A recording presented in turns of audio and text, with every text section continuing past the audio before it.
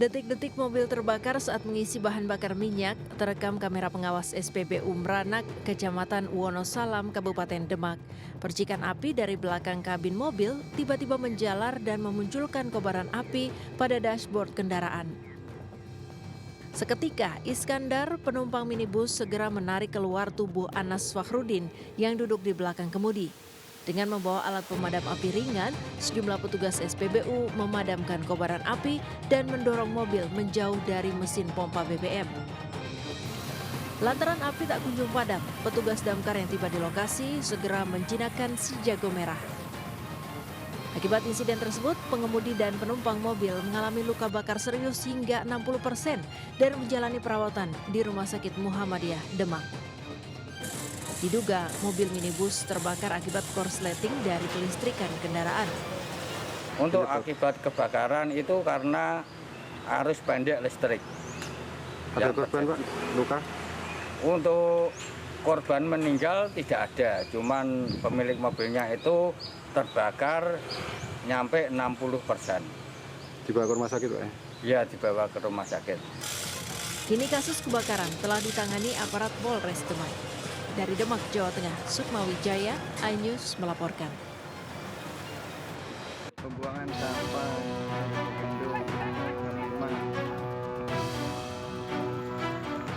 Tempat pembuangan sampah akhir atau TPSA Bagendung, Kota Cilegon, Banten terbakar Selasa subuh. Kobaran api disertai kepulan asap pekat membumbung tinggi di lokasi kebakaran. Api membakar tumpukan sampah di area seluas 900 meter. Kebakaran diduga akibat aktivitas pembakaran sampah. Kebakaran juga pernah terjadi di lokasi yang sama tahun 2019 lalu. Kebakaran saat itu membuat warga di sekitar lokasi mengungsi karena terganggu asap sampah. Kebakaran TPSA Bagendung hingga Selasa sore masih belum dapat ditanggulangi. Kabut asap tebal imbas kebakaran menyelimuti perkampungan di dekat lokasi kebakaran. Tidak hanya mengganggu jarak pandang pengguna jalan, aroma sampah terbakar juga menusuk hidung. Kalau semalam sih di sini mah nggak seberapa sih. Kalau di sebelah ya, soalnya di mana arus angin ini agak sesak lah nafasnya, terutama bagi bayi-bayi gitu, anak kecil. Selain menjadi tempat penampungan sampah masyarakat, TPSA Bagendung juga mengolah sampah menjadi bahan bakar pengganti batu bara. 30 ton sampah kota diserap setiap harinya untuk diolah menjadi bahan bakar pengganti batu bara di 21 pembangkit listrik tenaga uap PLTU Kota Cilegon. Dari Lebak, Banten, Iskandar Nasution, iNews melaporkan.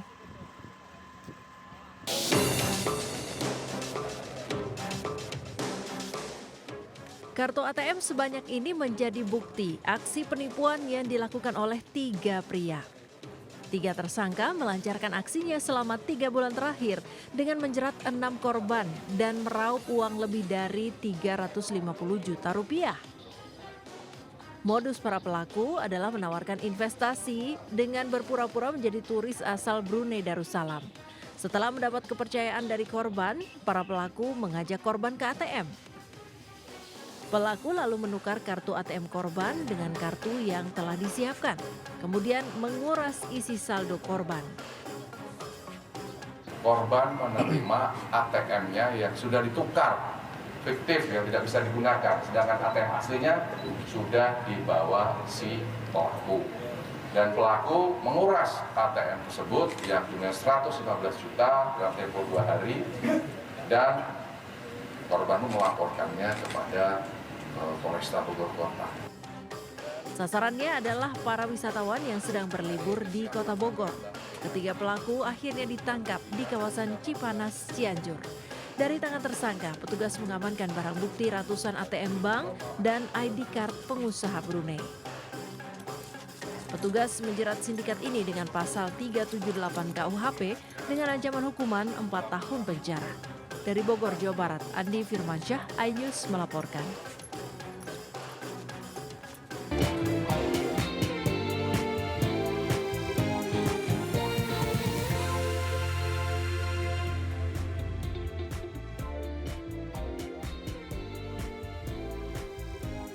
Pemirsa, gara-gara urusan jual beli mobil, seorang guru di Banjarnegara, Jawa Tengah jadi korban pembunuhan sadis mantan polisi.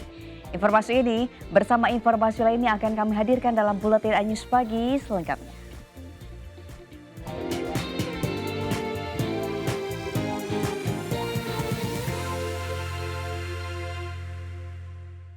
Dua kawanan pencuri gerobak pedagang diringkus polisi setelah aksinya terekam kamera pengawas di Pasuruan, Jawa Timur. Dari lokasi berbeda, polisi juga membekuk seorang pencuri spesialis aki truk dan satu pelaku lain dalam pengejaran.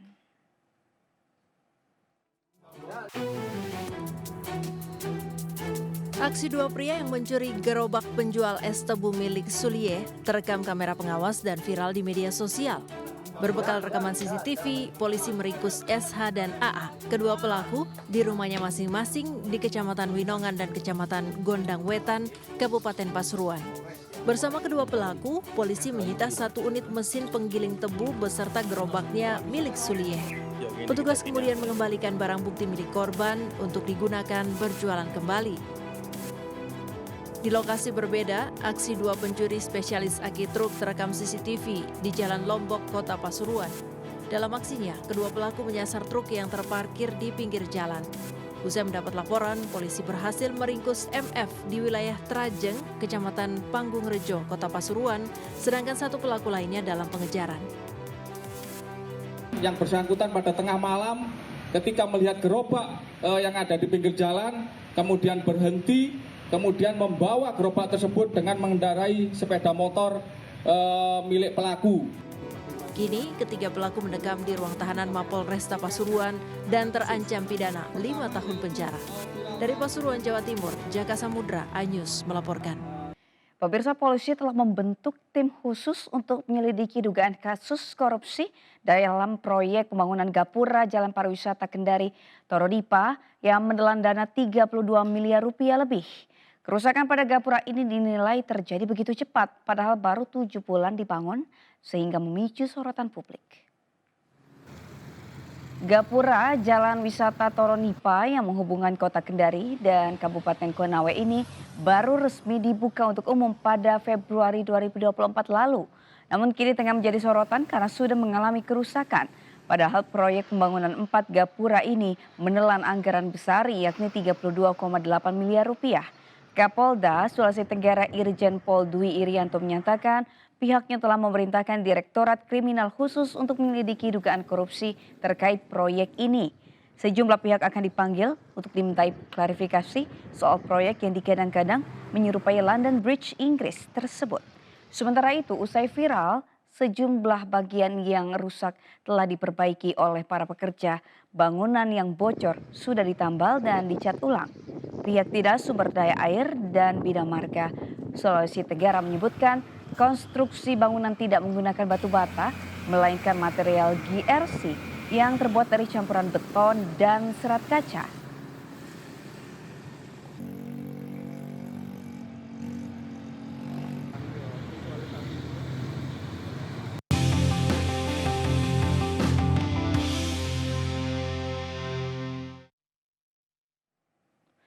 Pemirsa, atau venue cabang olahraga menembak PON 21 Aceh Sumatera Utara yang terletak di lapangan tembak Rindam Iskandar Muda, Mata IE Aceh Besar ambruk. Beruntung dalam peristiwa tersebut tidak ada korban jiwa, namun akibatnya pertandingan harus ditunda hingga cuaca normal kembali.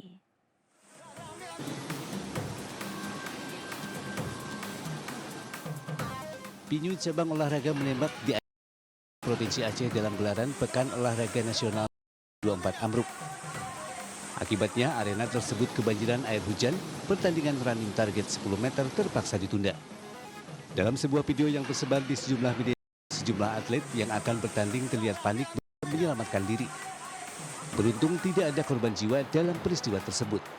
Sejumlah pekerja langsung dikerahkan untuk mengurangi air di dalam venue dan membobol dinding agar air mudah keluar. Menanggapi insiden ini, Lahap Kemayan Estu, Satker Pelaksana Prasarana Pemukiman Provinsi Aceh Bidang Penyu mengatakan kejadian tersebut di luar perkiraan. Pihaknya akan segera memperbaiki agar segera bisa dipergunakan kembali.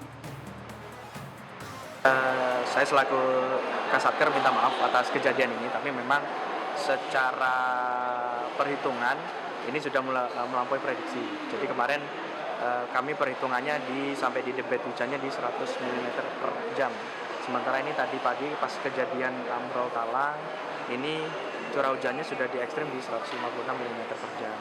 Menyedihkan, sedikit ada roboh, sedikit bukan roboh ya, atapnya bocor di venue tembak, yang dimana dikarenakan hari ini terjadi cuaca ekstrim yang debit hujannya di atas 100. Tapi alhamdulillah saat kejadian itu tidak tandingan dan bukan tempat pelatihan atau tanding. Jadi itu adalah tempat atlet menunggu dan sekarang sudah langsung proses perbaikan oleh PUPR.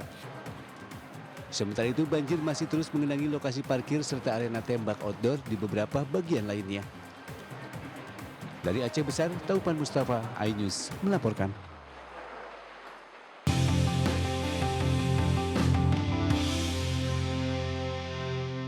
Pemirsa, ratusan ribu santri dan jamaah dari berbagai provinsi di Indonesia menghadiri puncak hari ulang tahun NWDI ke-89 di Pancor, Lombok Timur, Nusa Tenggara Barat. Para santri dan jemaah NWDI ini mengikuti pawai alegoris yang digelar di sepanjang jalan TGKH Muhammad Zainuddin Abdul Majid, Pancor, Kabupaten Lombok Timur, NTB.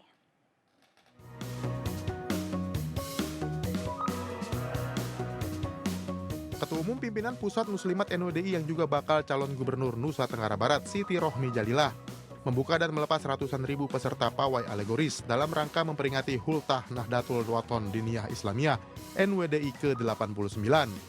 Di panggung utama selain putri pendiri NWDI Hajah Siti Rauhun dan para zuriat, kegiatan ini turut dihadiri oleh petinggi NWDI dan para pejabat daerah. Pawai alegoris ini digelar sekaligus untuk memperkuat semangat melanjutkan cita-cita pendiri NWDI TGKH Muhammad Zainuddin Abdul Majid dalam menciptakan umat muslim yang berkualitas. Cita-cita Al-Maghfurullah untuk memberikan kebaikan bagi seluruh alam itu bisa terwujud dari waktu ke waktu. Kita penerus perjuangan beliau bisa mengemban amanah sebaik-baiknya, berkiprah sesuai dengan kapasitas kita masing-masing, memberikan yang terbaik bagi umat, bangsa, dan agama. Selain pawai alegoris, rangkaian Hultah NWDI ke-89 juga dilanjutkan dengan Haul Tuan Guru Kiai Haji Muhammad Zainuddin Abdul Majid yang puncaknya dilaksanakan pada 15 September 2024. Dari Kabupaten Lombok Timur, NTB, Ramli Nurawang, iNews melaporkan. Pemirsa, usaha untuk mencetak rekor ulang tahun Karawang memicu kritik netizen karena beredar video tumpeng untuk rekor dibuang usai acara. Bupati Karawang akhirnya memberikan penjelasan terkait aksi buang-buang makanan ini.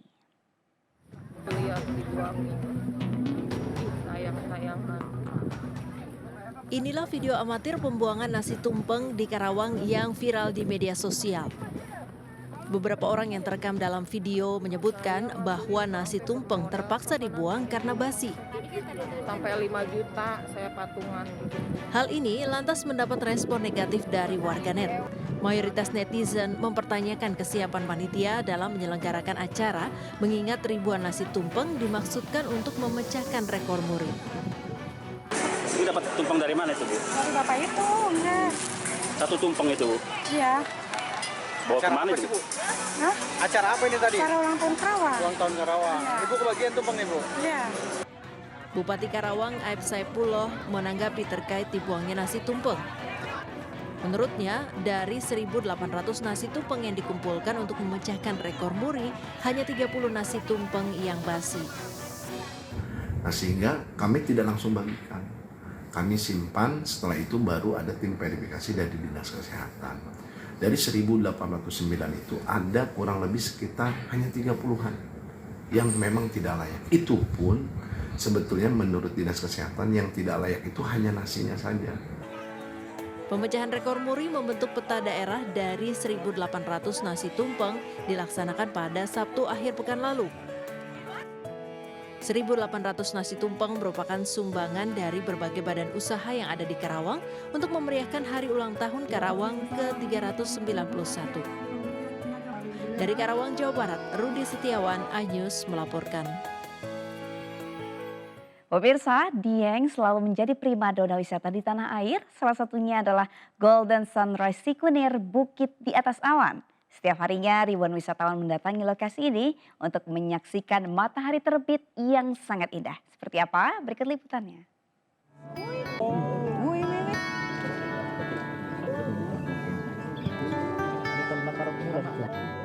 Pesona sunrise masih menjadi buruan ribuan wisatawan di Bukit Sikunir, Desa Sempungan, Kabupaten Wonosobo, Jawa Tengah.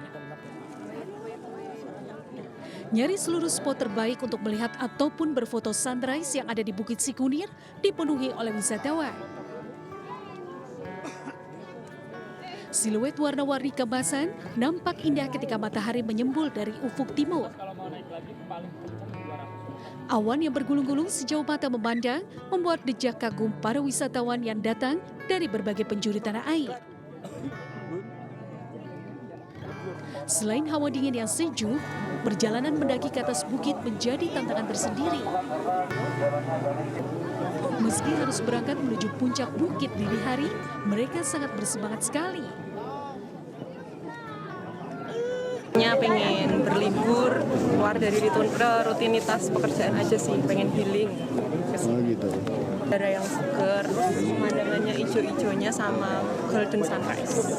Sih ya gunungnya, terus juga worth it. Perjalanannya kan nanjak banget tuh tadi, benar-benar butuh perjuangan ya Be ya. Terus pas sudah sampai sini, benar-benar disajikan pemandangannya indah banget, jadi worth it banget sih kalau kesini.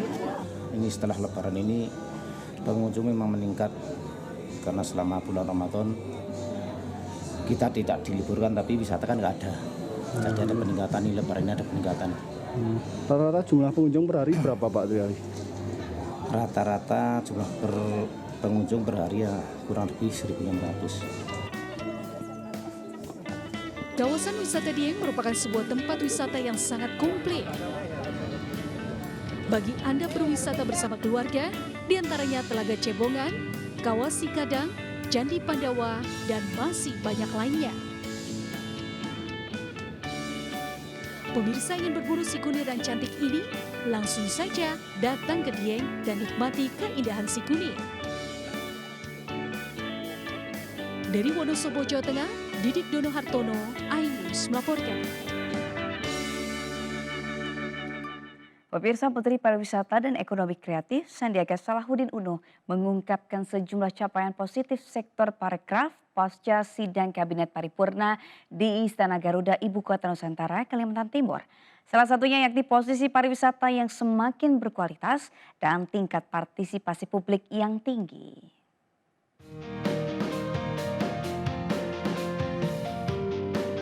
Pariwisata Indonesia masuk pada posisi 20 besar wisata terbaik di dunia. Seiring kunjungan dan geliat pariwisata di 5 destinasi super prioritas menjadi salah satu capaian positif sektor pariwisata di tanah air. Hingga akhir masa Kabinet Indonesia Maju, Kemenparekraf optimis mampu menyelesaikan sejumlah program seperti pembangunan 5 destinasi super prioritas serta pengembangan sektor sumber daya manusia.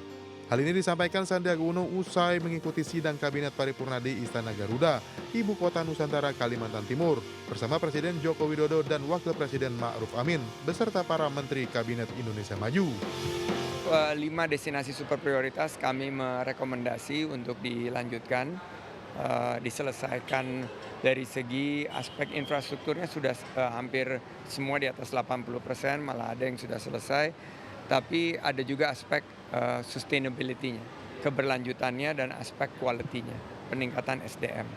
Ini telah kita lihat hasil awal yang sangat menjanjikan di Danau Toba, Borobudur, Mandalika, Labuan Bajo, dan Likupang. Menparekraf Sandiaga Uno juga terus mendorong peningkatan nilai tumbuh atau nilai ekspor, akses pembiayaan para pelaku ekonomi kreatif guna mencapai target 4,4 juta lapangan pekerjaan di Indonesia. Dari Jakarta, Esra Amberita Dalmar Wicaksono, iNews melaporkan. Pemirsa, Ketua Umum Partai Solidaritas Indonesia Kaisang Pangarep datang ke kantor Dewan Pengawas KPK untuk memberikan klarifikasi terkait dugaan penerimaan gratifikasi berupa jet pribadi yang ia gunakan untuk pergi ke Amerika bersama dengan istrinya. Di depan gedung Dewan Pengawas KPK pada Selasa kemarin, Kaisang Pangarep yang juga putra bungsu Presiden Jokowi akhirnya memberikan respons atas dugaan penerimaan gratifikasi berupa jet pribadi. Menurut Kaisang, jet pribadi tersebut merupakan jet pribadi milik temannya. Ia mengaku penumpang pesawat milik temannya yang juga sedang melakukan perjalanan ke Amerika Serikat. Sebelumnya Kaisang pergi ke Amerika bersama istrinya Erina Gudono menggunakan jet pribadi. Hal itu diketahui publik setelah istri Kaisang mengunggah perjalanan tersebut ke media sosial. Jadi hari ini kedatangan saya ke KPK sebagai warga negara yang baik. Saya kan penyelenggara negara, saya bukan pejabat. Saya datang ke sini bukan karena undangan, bukan karena panggilan, tapi inisiatif saya. Ya tadi saya juga di dalam mengklarifikasi mengenai perjalanan saya di tanggal 18 Agustus ke Amerika Serikat yang numpang atau bahasa bedanya nebeng pesawatnya teman saya. Kalau dari sisi Direktorat Gratifikasi itu bergantung kepada bahan-bahan yang nanti akan diberikan oleh saudara K di sini, di mana yang bersangkutan juga bersedia kalau dibutuhkan informasi tambahan dari Direktorat Gratifikasi, mungkin meminta informasi tambahan, bersedia untuk memberikan. Saya pikir ini merupakan bentuk niat baik yang bersangkutan untuk bisa menjelaskan, bisa mengklarifikasi hiruk pikuk yang ada di masyarakat ya. Nah, apakah nanti akan mencapai dari sisi pemilik pesawat segala macam, itu nanti akan dilihat posisinya lebih beratnya di pelaporan di PLPM. Pemirsa, honor petugas KPPS Pilkada 2024 turun cukup besar bila dibandingkan dengan pemilu Pilpres lalu. Sementara Presiden Jokowi membantah akan membuka keran ekspor untuk pasir laut yang tengah menuai sorotan. Lalu benarkah Presiden terpilih Prabowo Subianto akan menambah jumlah menterinya menjadi 44 orang? Simak informasinya yang kami rangkum dalam Politik 24 Jam. Komisi Pemilihan Umum atau KPU resmi mengumumkan bahwa honor dari petugas kelompok penyelenggara pemungutan suara atau KPPS pada Pilkada 2024 turun dibandingkan pemilu pemilihan presiden dan legislatif. Besaran honor yang akan diterima ketua dan anggota di Pesta Demokrasi Pemilihan Kepala Daerah nanti yaitu Rp900.000 dan Rp850.000. Menurut Koordinator Divisi Sumber Daya Manusia KPU RI Parsadaan Harahap, penurunan angka ini atas dasar pertimbangan bahwa kerja keras KPPS Pilkada 2024 tidak seberat pemilu 2024 lalu.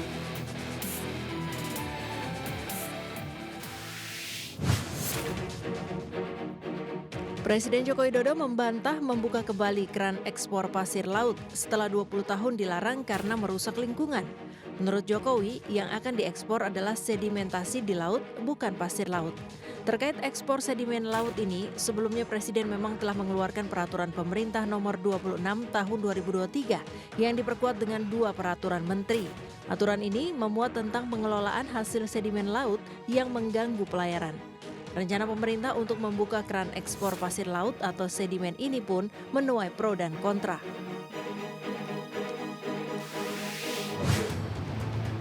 Sejumlah kabar beredar akan ada penambahan menteri pada Kabinet Prabowo Gibran menjadi 44 menteri.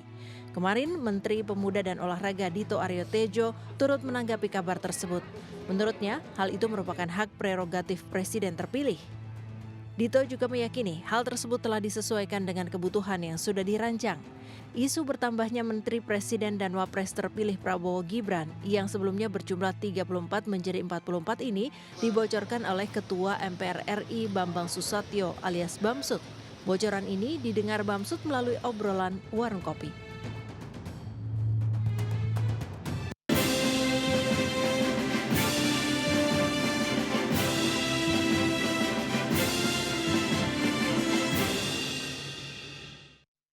Pemirsa, uang honorarium kelompok penyelenggara pemungutan suara KPPS Pilkada 2024 pada November nanti turun dibandingkan honorarium KPPS Pemilu Serentak 2024 pada Februari lalu.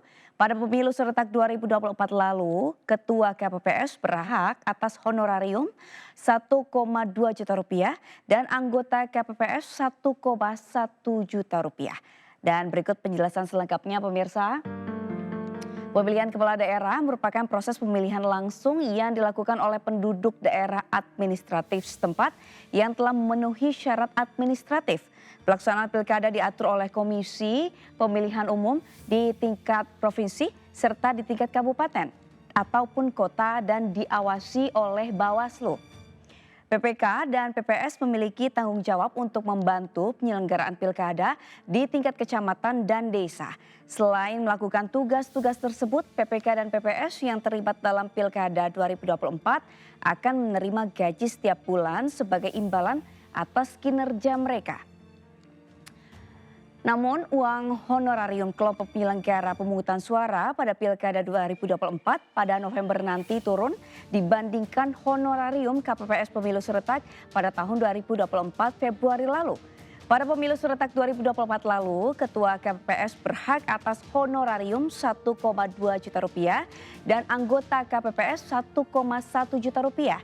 Sementara berdasarkan Surat Menteri Keuangan nomor 647 perihal tahapan pemilu dan tahapan pilkada, honorarium untuk KPPS pada November nanti, yakni untuk ketua sebesar Rp900.000 dan juga anggota Rp850.000. Penurunan honorarium ini didasarkan pada pertimbangan bahwa beban kerja KPPS Pilkada 2024 tidak seberat pemilu serentak 2024 lalu.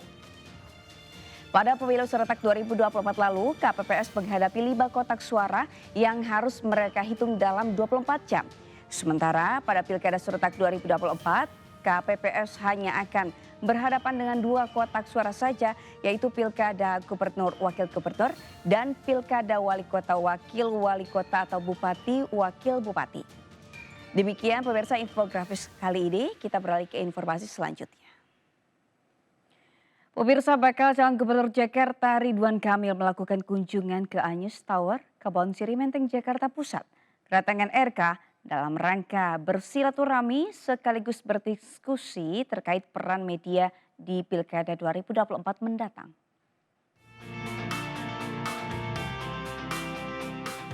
Kedatangan bakal calon Gubernur Ridwan Kamil disambut hangat oleh jajaran pimpinan MNC Group di Ayus Tower, Kebon Sirih, Jakarta.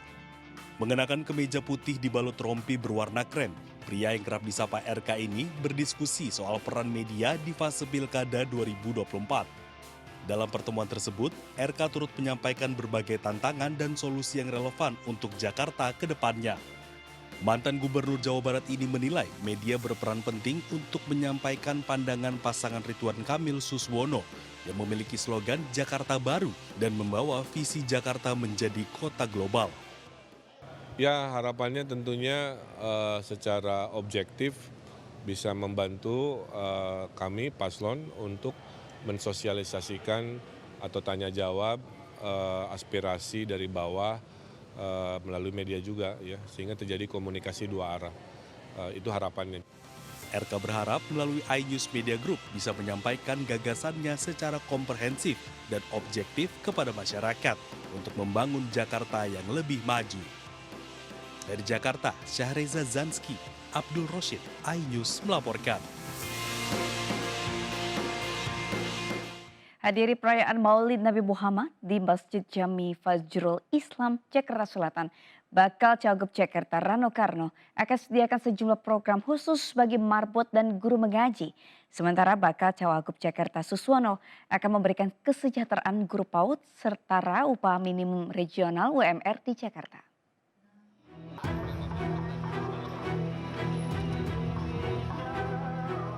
Bakal calon Gubernur Jakarta Rano Karno menghadiri acara peringatan Maulid Nabi Muhammad di Masjid Jami Fajrul Islam, Jakarta Selatan. Kehadiran Rano Karno disambut antusias ratusan jamaah Kiai Haji Zainuddin MZ. Pria yang dikenal Bang Dul ini sempat menyinggung masih kurangnya kesejahteraan marbot dan guru mengaji. Untuk itu Rano Karno berjanji jika dirinya menang akan menyediakan sejumlah program khusus bagi marbot dan guru mengaji. Si marbot itu luar biasa. Dia bukan hanya sekedar pembersih masjid, tapi kadang-kadang dia juga menjadi muazin. Artinya itulah yang kita angkat ya. Artinya kita akan berpikir tentang bagaimana kesejahteraannya, kemudian guru-guru ngaji. Abang pernah lama di Banten, di sana pun abang memberikan bantuan kepada guru-guru ngaji. Jadi itu yang akan kita duplikasi di Jakarta, gitulah kira-kira. Di lokasi berbeda, bakal calon wakil gubernur Jakarta Suswono menghadiri seminar Rumah Keluarga Indonesia bersama guru PAUD di kantor DPD PKS Jakarta Timur. Dalam kesempatan tersebut, Suswono menyoroti soal kesejahteraan guru pendidikan anak usia dini atau PAUD. Salah satunya dengan memberikan kesejahteraan guru PAUD setara upah minimum regional UMR di Jakarta. Ya, pertama tentu memastikan ya guru PAUD ini mereka ini kan ikut serta di dalam mencerdaskan anak bangsa ya, apalagi dari anak-anak ya dari usia dini. Dan ini sangat penting dalam konteks membentuk karakter anak ya. Maka sudah sewajarnya pemerintah daerah harusnya menghargai yang layak lah.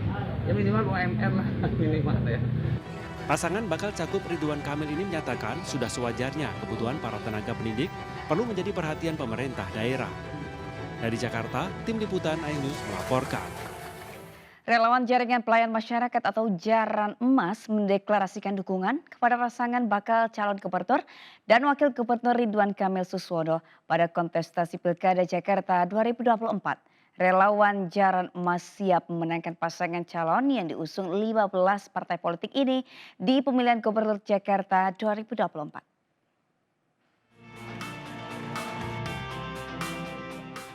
Deklarasi dukungan kepada pasangan Ridho di Pilkada Jakarta disampaikan langsung Ketua Umum Jaran Emas Muhammad Azhar. Deklarasi yang digelar di Jakarta ini dihadiri langsung paslon bakal Cagup, Cawagup, Ridwan Kamil dan Suswono. Dalam kesempatan ini, Jaran Emas siap memenangkan RK Suswono di Pilkada Jakarta 2024 dengan mendampingi pasangan Cagup, Cawagup ini untuk berkeliling hingga ke kampung-kampung di Jakarta. Untuk memenangkan beliau di Jakarta dan ikut mengawal program-program beliau nanti 5 tahun ke depan. Insya Allah menang 1 putaran. Dalam kontestasi ini, tokoh-tokoh masyarakat Jakarta di level kewilayahan ini menitipkan dan mendukung pasangan Ridho. Karena kami tadi sudah saya sampaikan banyak hal-hal baru yang ingin kami hadirkan di level wilayah. Dukungan ini dilatar belakangi keyakinan bahwa pasangan Ridwan Kamil Suswono dinilai sebagai figur yang mampu membawa perubahan positif bagi Jakarta. Dari Jakarta, Amrina Rida, Yudi Permana, Abdul Roshid, iNews melaporkan.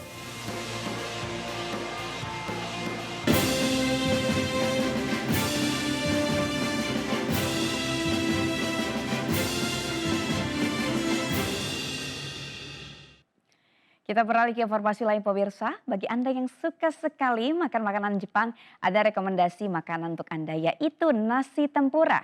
Berada di kawasan pasar modern di Bintaro, Tangerang Selatan, tempura rice bowl atau nasi tempura ini sangat laris karena menyajikan rasa bintang 5 namun harganya terjangkau. Berikut liputan Aulina Yasha. Yang berada di wilayah Tangerang.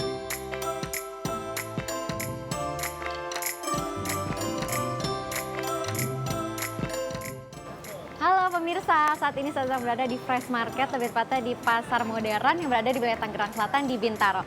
Ini saya kebetulan lagi BM dan pengen banget makanan-makanan Jepang nih kayaknya yang enak dan saya udah coba mesen di tempura. Kira-kira seperti apa makanan Jepang tempura yang ada di sini? Yuk ikuti saya.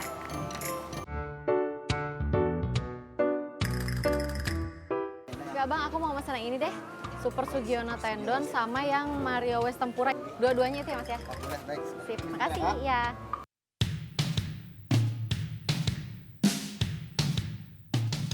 Nah, pemirsa ini makanan Jepang yang tadi saya udah bilang di awal nih. Ini ada 2 menu, yang ini Super Sugiono Tendon sama yang ini adalah Mario Wase Tempura. Perbedaannya adalah yang tendon ini pakai nasi dan telur, kalau yang Mario Wase Tempura ini cuma gorengannya aja. Dan kuahnya pun berbeda, kalau yang Mario Wase ini asin, gurih, kalau yang ini lebih ke ada manis-manisnya. Kalau gitu kita langsung coba yuk.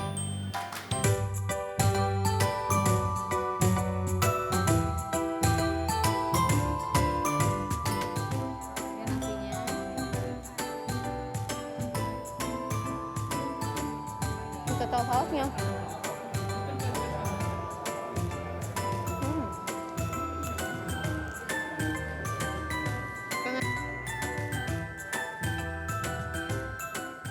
Nah ini tendonnya tadi saya bilang ya pemirsa, ini ada telurnya dan saya mau cobain pakai kuahnya yang katanya ini manis gurih gitu. Kita cobain ya meskipun kuahnya.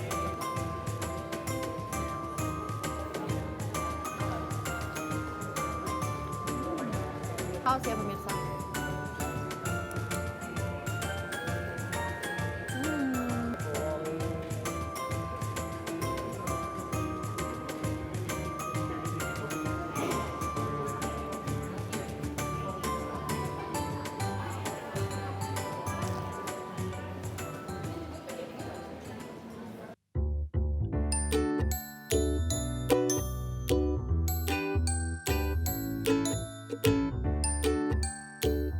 Nah pemirsa, ini yang tempuranya ini sebetulnya hampir sama kayak tadi, cuma ini nggak pakai nasi, jadi cuma gorengannya aja nih. Kalau mungkin pemirsa pengen langsung tanpa nasi, nah bisa cobain beli yang ini.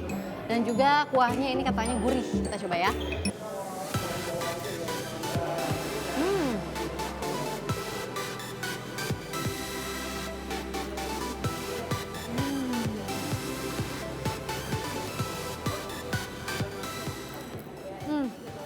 Pemirsa, kuahnya tuh gurih banget, super duper, cocok banget digabung sama tempuranya, dan tempuranya pun kriuk banget dan masih anget ini ya. Dan juga ini selain ada udang, di sini juga ada ubi kriuk gitu. Kayaknya ini enak juga nih, mau pakai kuahnya, saya mau cobain ya.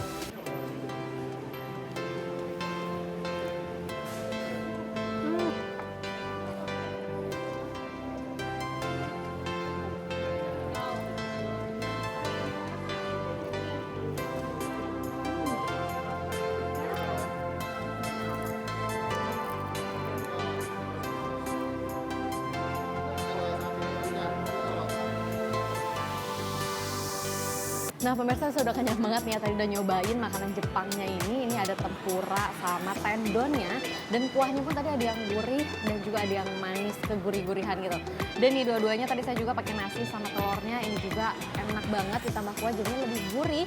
Dan untuk udang ini benar-benar keraup banget dan juga tadi masih hangat. Jadi semuanya 100 deh pokoknya. Dari Bintaro Tangerang Selatan, Aulina Iyasya, Dadi Bernadi, iNews melaporkan. Pemirsa, di musim panas seperti sekarang ini, enaknya cari yang segar-segar seperti berenang di sumber mata air di Bojonegoro, Jawa Timur.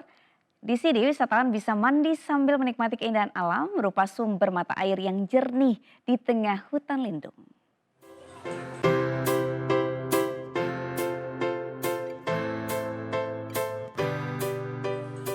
Ada lagi lokasi wisata mempesona yang sangat cocok untuk healing sambil menikmati alam dan bermain air di sungai. Untuk masuk ke sini tiketnya murah meriah, hanya Rp5.000 saja. Airnya jernih karena bersumber langsung dari mata air pegunungan.